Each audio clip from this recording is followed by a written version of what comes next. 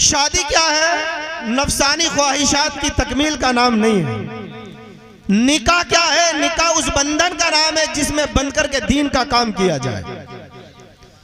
निकाह उस बंधन का नाम है जिससे मिलकर के प्यारे आका सल्लल्लाहु अलैहि वसल्लम की सुन्नतों को जिंदा किया जाए।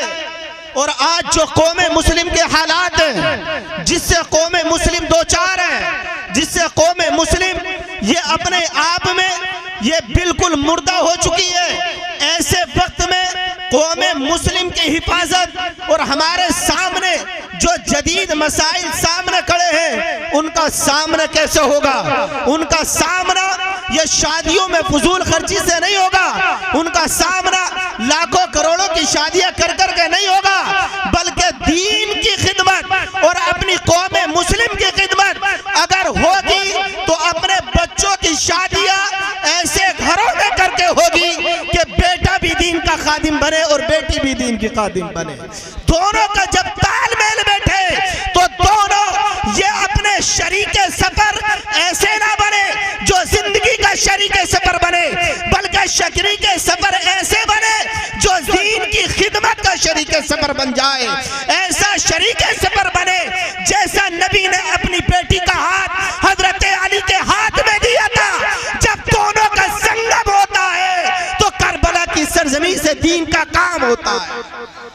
ये है आका सल्लल्लाहु अलैहि वसल्लम की बेटी के रिश्ते बड़े बड़े आए, लेकिन आका सल्लल्लाहु अलैहि वसल्लम ने अपनी बेटी का हाथ अली के हाथ में दिया।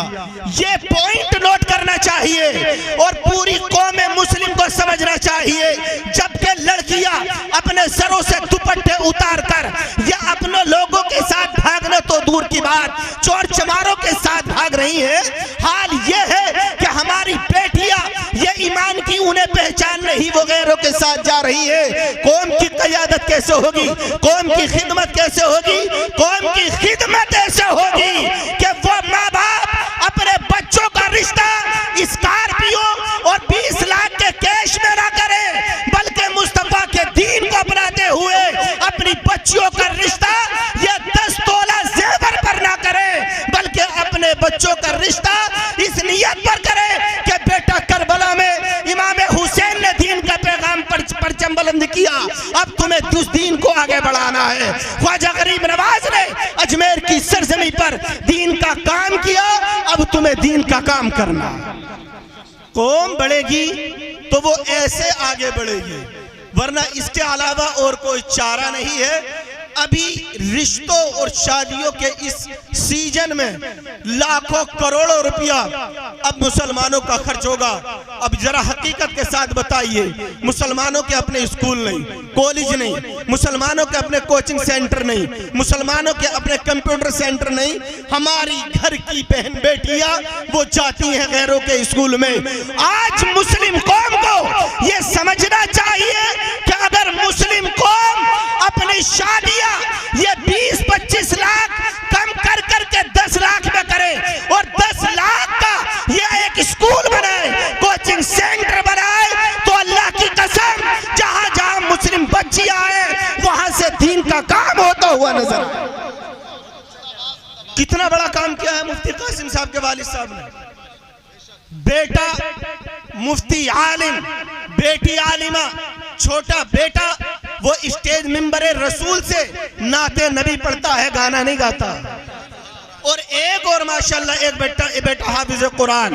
ये होता है बाप के लिए, बाप का दीन के लिए काम। ये होता है अपनी कौम के मुस्तकबिल और फ्यूचर को सौंपना।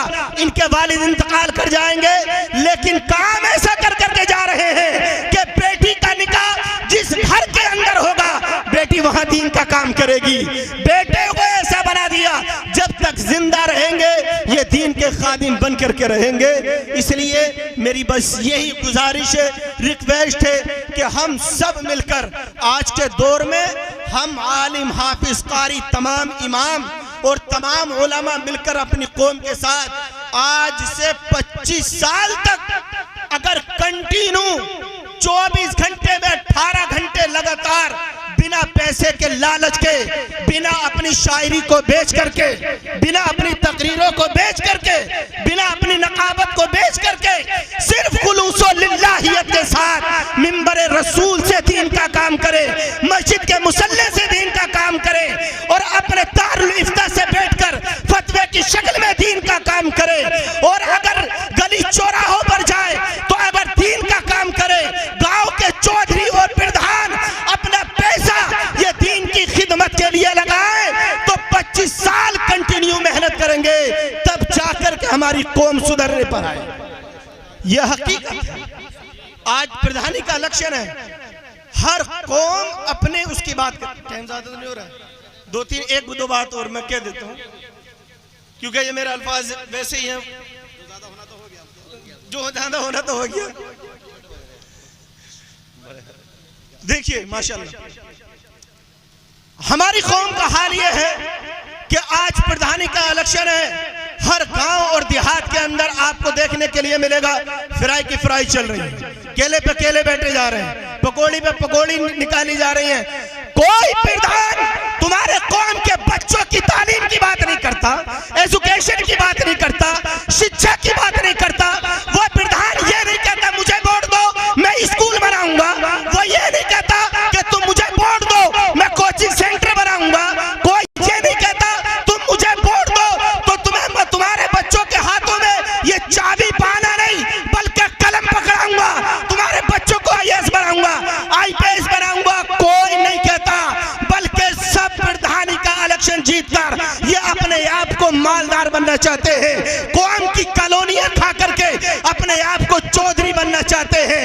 कौम में मुस्लिम को समझना चाहिए, जागना चाहिए कि हमारी कौम का स्तर OBC और SC से लेवल से बहुत नीचा है। तालीम के मैदान में, एजुकेशन के मैदान में इलेक्शन आने वाला है, हर गांव का बाशिंदा ये कहे प्रधान जी वोट तब देंगे जबकि तुम बच्चियों के लिए इंटर कॉलेज बनाओगे, प्रधान जी वोट तब देंगे जब हमारे बच्चों के लिए कोचिंग सेंटर बनाओगे, हमारी बच्ची ऐसे स्कूल में ना जाए जहां पर उसे कुफरिया पढ़ना पड़े, हमारी बच्ची ये हिजाब लगा करके ऐसे स्कूल में जाए कि जहां पर वो पढ़े मुस्तफा जाने रहमत पे लाखों सलाम, शमे बज़ में हिदायत पे लाखों सलाम। अल्लाह की कसम हर 5 साल के अंदर प्रधान से हर गांव में एक स्कूल बनवा लो, हमारी कौम से जहालत दूर हो जाएगी। कोई बेटी अपने घर से नहीं भागेगी, कोई बच्चा गलत रास्ते पर नहीं चलेगा, सबके सब सही रास्ते पर चलते हुए नजर। अल्लाह के रसूल सल्लल्लाहु अलैहि वसल्लम ने इरशाद फरमाया, अल मरअतु इज़ा सल्लत खम्सहा, जिस औरत में 4 खसलतें हों, कितनी खसलतें हों? 4 खसलतें हों, उसके लिए तोहफा क्या है, रिजल्ट क्या है, वो समरा क्या है, इंशाअल्लाह सुनेंगे तो दिल बाग बाग हो जाएगा। पहली खसलत यह है इज़ा सल्लत खम्सहा, औरत 5 वक्त नमाज पढ़ती हो। आसान है, अक्सर औरतें नमाज पढ़ती हैं, ज़्यादातर औरतें नमाज पढ़ती हैं। दूसरी खसलत है वसाम शहरहा, औरत रमज़ान के रोज़े रखती हो। अक्सर औरतें रोज़ा रखने में बेहतर होती हैं, रोज़ा रखती हैं, ये 11वीं शरीफ का भी रखती हैं और पीर वगैरह का भी रोज़ा रखती हैं। मर्द हजरात मक्कारी दिखा देते हैं, बोले जुमे जुमे से काम चल जाएगा, कम से कम ईद के लिए कोरमत और बिरयानी हलाल हो जाएगी। मगर ख़वातीन ये ज़्यादातर रोज़े रखती हैं। 2 चीज़ें सिंपल हैं। तीसरी चीज़ है वह अहसनत फरजाहा, अपने जिस्म की प्रोटेक्शन करती हो, अपने जिस्म की हिफाजत करती हो, आसान है, पर्दा कर सकती है। चौथी चीज़ थोड़ी मुश्किल है, जो मेरे नबी ने इरशाद फरमाई, आका ने फरमाया व अताअत बालहा, वो औरत अपने शोहर की फर्माबरदारी भी करती हो। ये चीज़ थोड़ी मुश्किल है। 95% ख़वातीन ये चाहती है कि शोहर मेरी मुट्ठी में आ जाए। वो जिस दिन से घर में आती हैं, बीवी ये चाहती है कि मर्द शोहर कंप्लीटली मेरा हो जाए, कंप्लीटली मेरा हो जाए, मुकम्मल मेरा हो जाए।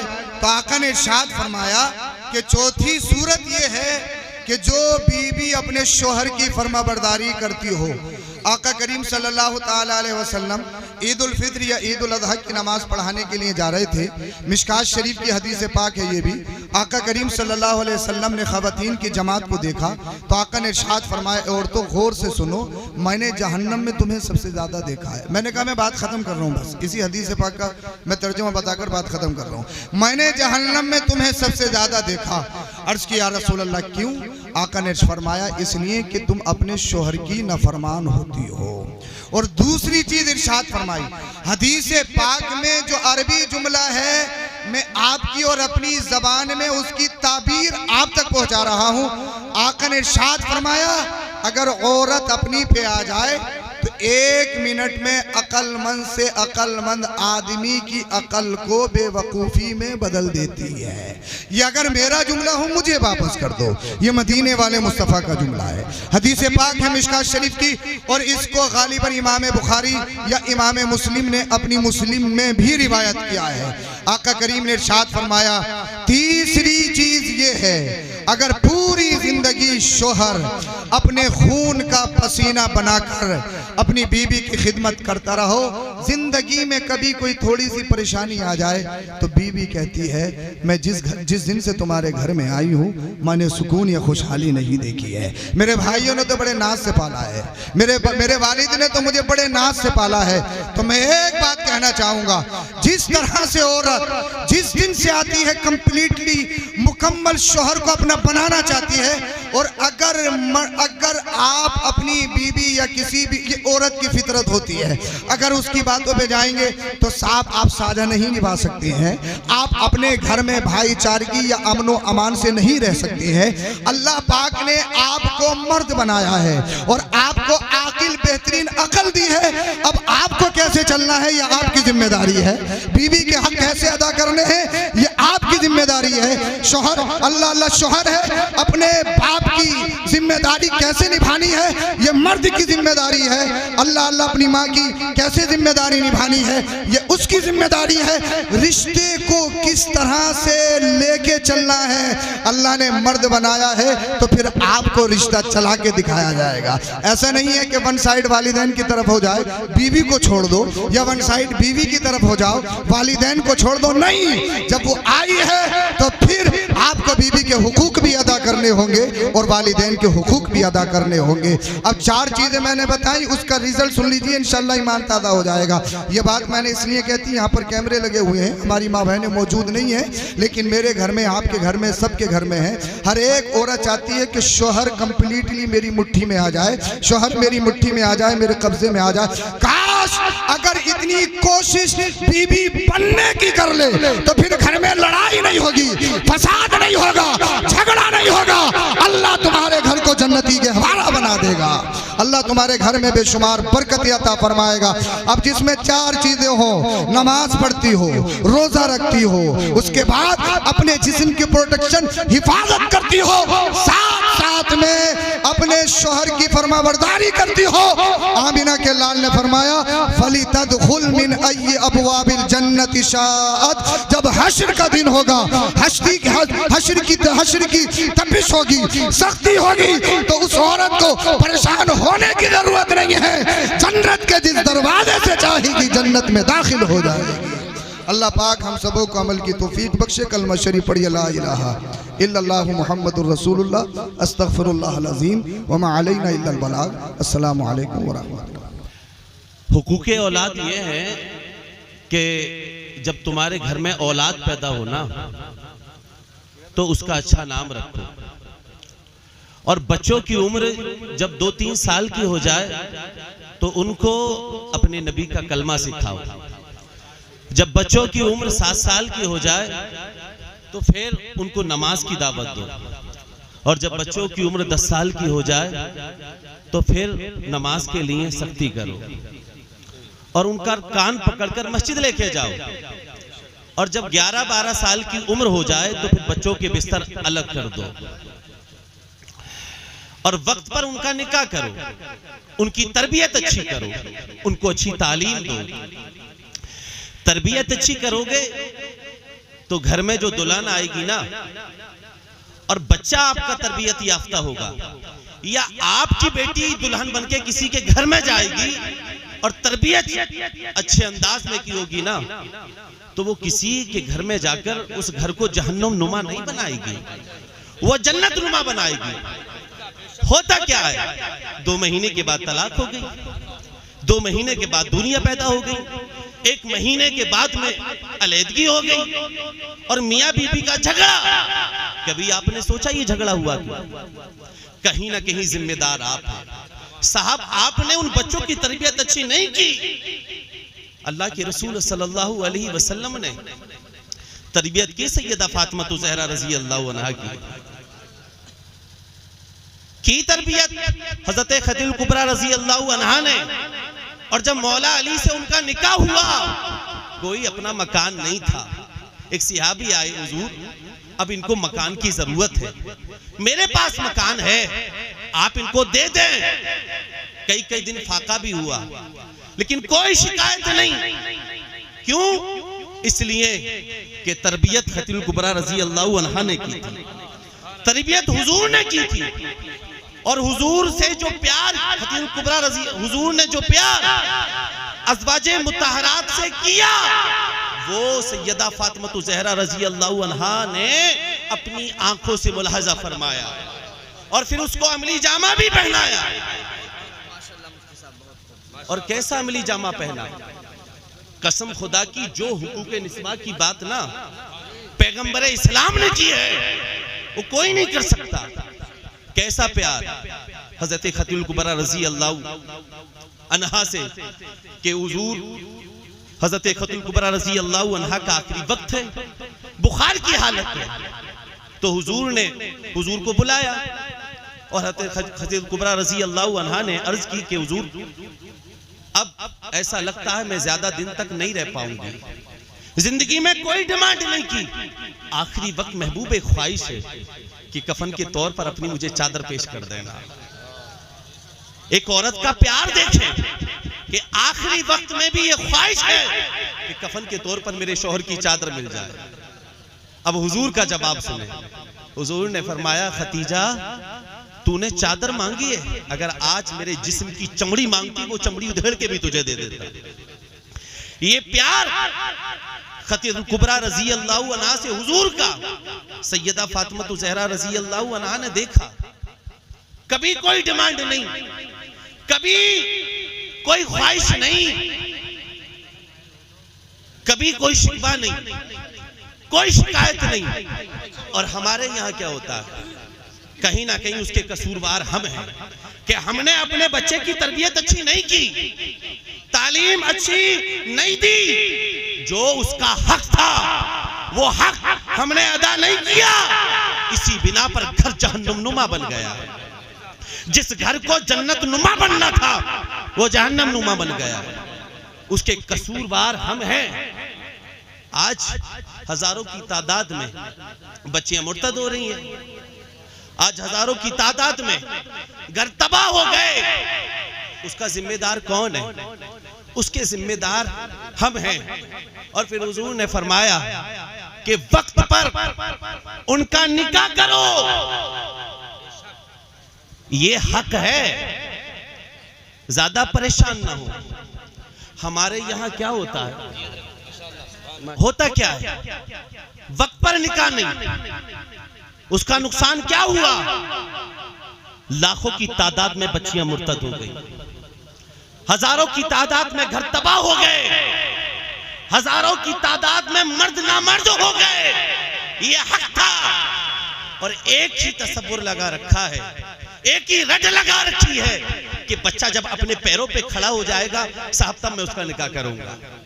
पैरों पर खड़ा करना ये तुम्हारा काम नहीं है, ये अल्लाह का काम है। सूरह नूर की आयत नंबर 32 ये कहती है तुम निकाह करो, क्या मिलेगा? तो फरमाया अल्लाह अपने फजल से इस निकाह की बरकत से तुम्हें मालदार कर देगा। अरे निकाह तो गरीबी को खत्म करता है। और हजरत उमर इब्न खत्ताब रजी अल्लाह अन्हु ने बड़ी प्यारी बात की। कहते हैं मुझे बड़ा ताज्जुब होता है उस शख्स पर जो निकाह में देरी करके निकाह को छोड़कर और गनी होने की कोशिश कर रहा है, मुझे ताज्जुब होता है।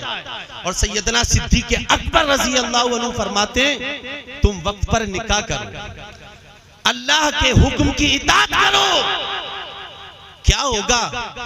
फरमाया दौलत की ज्यादा भूख है ना, अल्लाह का वादा है कि जो निकाह करेगा तो अल्लाह उसके खाने का इंतजाम भी कर देगा, अल्लाह उसको गनी भी कर देगा।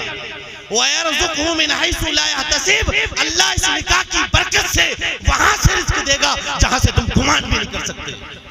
और हुजूर फरमाते हैं निकाह के जरिए रिस्क को तलाश करो। ये तो गरीबी का खात्मा करता है, गरीबी का खात्मा करता है। इसके जरिए हुजूर ने फरमाया तुम निकाह करो, जब दुल्हन घर में आएगी इधर उसके कदम पड़ेंगे और अल्लाह इधर तुम्हारे रिस्क में कुशादगी पैदा कर देगा। तो देरी ना करें, राज़िक आप नहीं है, राज़िक है अल्लाह। जब वक्त पर औलादों का निकाह करोगे ना तो ये बच्चियां मुर्तद नहीं होंगी, ये हजारों घर तबाह नहीं होंगे। ये हक है, अल्लाह पे भरोसा करके वक्त पर निकाह करो। और हुजूर ने फरमाया ये मेरी प्यारी सुन्नत है, इस्तिताअत होने के बाद जो वक्त पर निकाह ना करे वो मुझसे नहीं, वो हम में से नहीं। और कितनी प्यारी इबादत है, अल्लाहु अकबर। आपने नमाज की नियत बांधी और उधर सलाम फेरने तक आप रुकू में गए, सजदे में गए, इधर इबादत हो रही, उधर नेकियों में इजाफा हो रहा है। और जैसे ही सलाम फेरा इबादत खत्म, सवाब खत्म। रोजा रखा, सुबह सादिक में सहरी की थी, गुरूब आफ्ताब तक रोजा रख रहे हैं, पूरे दिन नेकियों में इजाफा। आपने हज का सफर तय किया, 1 महीना 15 दिन 10 दिन, और जैसे ही हज से वापस आए इबादत खत्म, नेकियां खत्म।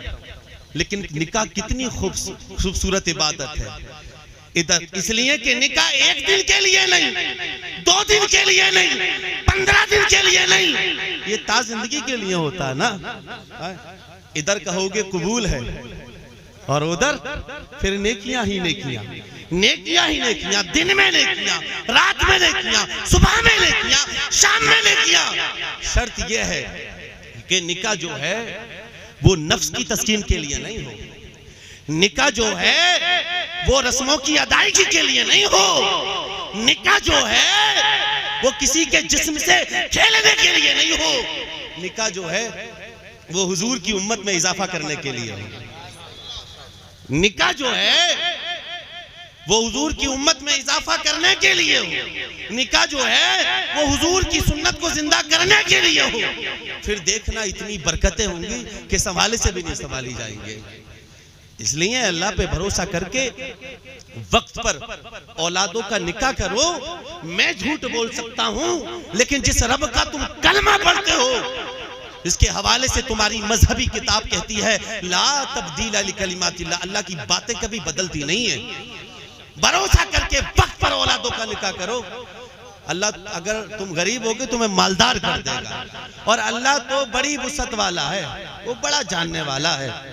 मैंने जो कुछ कहा और आपने जो कुछ सुना, मेरे कहने में आपके सुनने में बतकदाई बशरियत जो अगलात हो गए हो, अल्लाह ताला तमाम को मुआफ फरमा कर आज की इस खूबसूरत बज़्म को कबूल फरमाए। और कल जो अजीज़म साथी हजरत अल्लामा मुफ्ती कासिम मंजरी साहब का निकाह होने वाला है, उस निकाह को पूरे खानदान के लिए खूब मुबारक फरमाए और दूल्हा दुल्हन में रब तबारक व तआला ता जिंदगी इत्तेहाद व इत्तिफाक अता फरमाए। वमा अलैना इल्ला अल-बलाग। अस्सलामु अलैकुम। क्या बताऊं कि क्या मदीना है, बस मेरा मुद्दा मदीना है, बस मेरा मुद्दा मदीना है।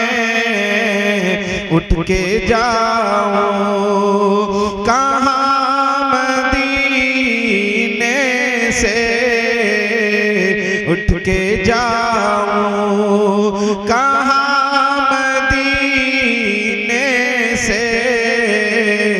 क्या कोई दूसरा मदीना है, क्या कोई दूसरा मदीना है। दिल में अब कोई आरज़ू ही नहीं, दिल में अब कोई आरज़ू ही नहीं। या मोहम्मद है या मदीना या मोहम्मद है या मदीना है, उसकी आँखों का नूर तो देखो, जिसका देखा हुआ मदीना है। मोहब्बत है जीने का मकसद, I love Mohammad, I love Mohammad, उनकी मोहब्बत है जीने का मकसद, I love Mohammad, I love Mohammad सल्लल्लाहु अलैहि वसल्लम, सल्लल्लाहु अलैहि वसल्लम, I love Mohammad, I love Mohammad, I love Mohammad, I love Mohammad. नामों से आका पे पहरा बिठा दो, नामों से आका पे पहरा बिठा दो, नामों से आका पे पहरा बिठा दो, दुश्मन आका, दुश्मन आका की हंसती मिटा दो, नामों से आका पे पहरा बिठा दो, दुश्मन आका की हंसती मिटा दो, मैदान में उतरो वफादार अहमद, मैदान में उतरो वफादार Ahmed, I love Mohammad, I love Mohammad, I love Mohammad, I love Mohammad. और आखिरी शेर मुलाहिजा करें, मोहब्बत के साथ कहते हैं सुभान अल्लाह। चाहे कटे या रहे ये जुबानें, चाहे कटे या रहे ये जुबानें, दुश्मन के नरगे में दे दो अज़ानें, चाहे कटे या रहे ये जुबानें, दुश्मन के नरगे में दे दो अज़ानें, कहते हैं टाटा से अल्लामा अरशद, कहते हैं टाटा से Allama Arshad, I love Mohammad, I love Mohammad, उनकी मोहब्बत है जीने का मकसद, I love Mohammad, I love Muhammad, हम प्यार करते हैं आका से बेहद, I love Mohammad, I love Mohammad सल्लल्लाहु। ज़र्रे झड़कर, ज़र्रे झड़कर तेरी पैज़ारों के, ज़र्रे झड़कर, ज़र्रे झड़कर तेरी पैज़ारों के, ताज सर बनते हैं सैयारों के, ज़र्रे झड़कर तेरी पैज़ारों के, ताज सर बनते हैं सैयारों के, और मेरे आका का वो दर है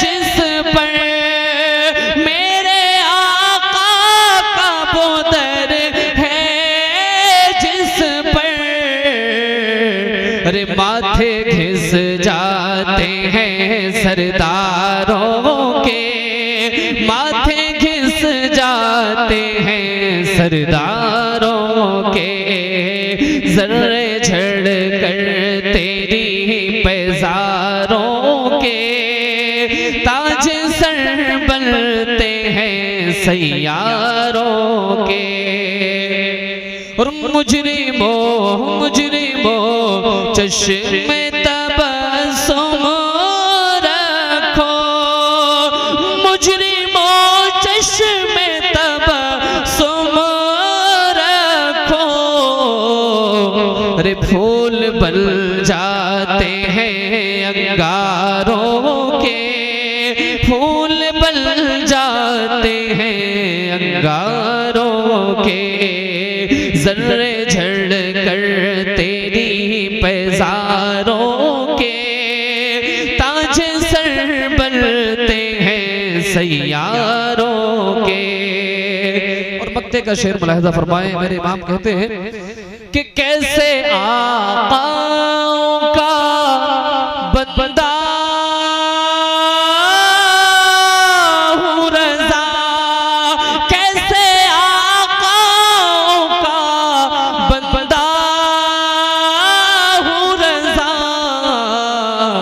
अरे बोल वाले मेरी सरकारों के, बोल वाले मेरी सरकारों के, जर्रे झड़ कर तेरी पैजारों के, ताज सर बनते हैं सैयारों